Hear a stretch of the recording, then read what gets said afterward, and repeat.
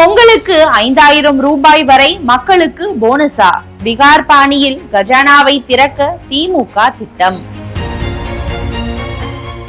எதிர்க்கட்சிகள் எல்லாம் எஸ்ஐஆரை பிடித்து தொங்கிக் கொண்டிருக்க அலுப்பில்லாமல் மக்களுக்கு அரசாங்க பணத்தை திட்டம் என்ற பெயரில் எடுத்து கொடுத்து பீகாரில் ஆட்சியை தக்க வைத்திருக்கிறது நிதிஷ் பாஜக கூட்டணி. பிரதமர் மகளிர் வேலைவாய்ப்பு திட்டம் மூலம் சுமார் 75 லட்சம் மகளிருக்கு தலா 10,000 ரூபாய் வீதம் அவரவர் வங்கி கணக்கில் செலுத்தப்பட்டதே பீகார் தேர்தலில் வாக்குப்பதிவு சதவீதம் அதிகரித்ததற்கும் ஆளும் கூட்டணி அமோக வெற்றி கண்டதற்கும் காரணி என்கிறார்கள். இதே பார்முலாவை தமிழகம், மேற்கு வங்கம், கேரளம், புதுச்சேரி, அசாம் உள்ளிட்ட மாநிலங்களிலும் வேறு ரூட்டில் பரிசீலித்து பார்ப்பதற்கான சாத்தியக்கூறுகளையும் பாஜக கூட்டணி விவாதித்து கொண்டிருக்கிறது. இதை சமாளிக்கும் விதமாக தமிழகத்தில் ஆளும் திமுகவும் கஜானா பணத்தை தேர்தல் களத்தில் இறக்கி ஆட்டத்தை ஆரம்பிக்கலாம் என்கிறார்கள். பீகார் லெவலுக்கு வாரி வழங்க இங்கே கஜானா வெயிட்டாக இல்லை என்றாலும்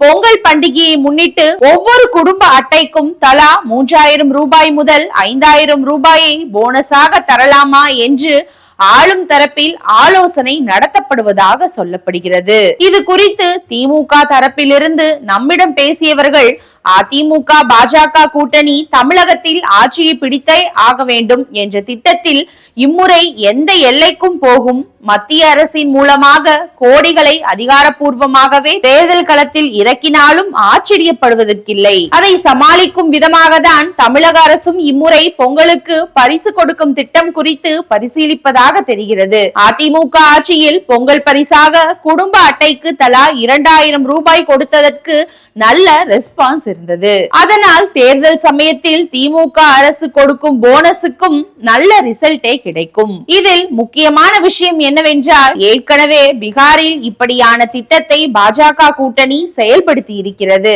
அதனால் இங்கே பொங்கல் போனஸ் கொடுத்தால் பாஜக கூட்டணியால் அதை எதிர்த்து எதுவும் பேச முடியாது என்கின்றனர் திமுக தரப்பினர்.